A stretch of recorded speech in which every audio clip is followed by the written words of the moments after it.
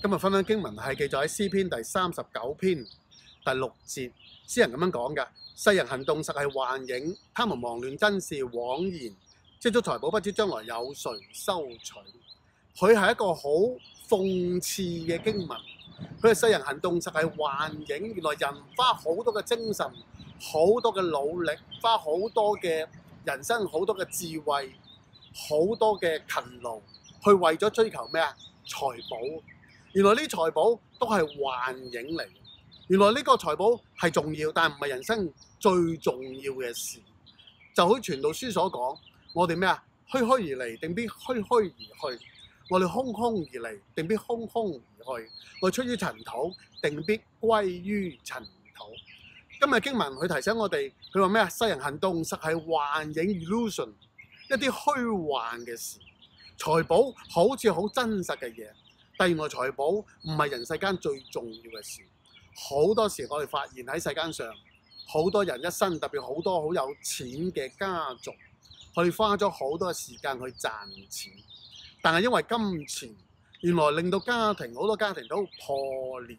特別一啲好有錢人離開世界嘅時候，佢嘅後一代就喺度爭家產，好影響一家人嘅感情。弟兄姊妹，原來某程度上呢啲都係咩啊？虛幻。佢話世人行動實係幻影，他們忙亂真是枉然。積蓄財寶不知將來有誰收取。我哋好多人一生賺好多嘅錢，佢哋好多時都未必自己享受。原來當佢離開世界嘅時候，一個好殘酷嘅現實，佢冇辦法把呢啲所賺嘅財寶帶去另一個世界。弟兄姊妹，更加另一個殘酷嘅現實就係冇一個人能夠知道自己幾時離開呢個世界。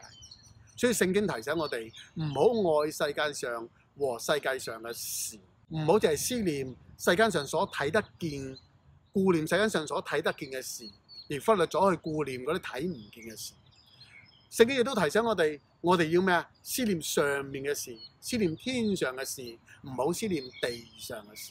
弟兄姊妹，我哋每一個基督徒，我哋當有呢個永生嘅呢一個咁嘅身份嘅時候，我哋知道有永恆國度嘅時候，我哋更加要學習明白一個好重要嘅道理：知足常樂。原來上帝為我哋每一個人，按照傳道書所講，都安排一份。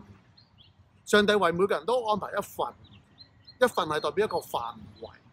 當你超越咗嗰份嘅時候，你就係你自己痛苦嘅開始。所以弟兄姊妹，我哋係需要去賺錢為生，但係你要記住，賺錢唔係你人生最重要嘅事，所以千祈唔好搞錯咗呢個焦點。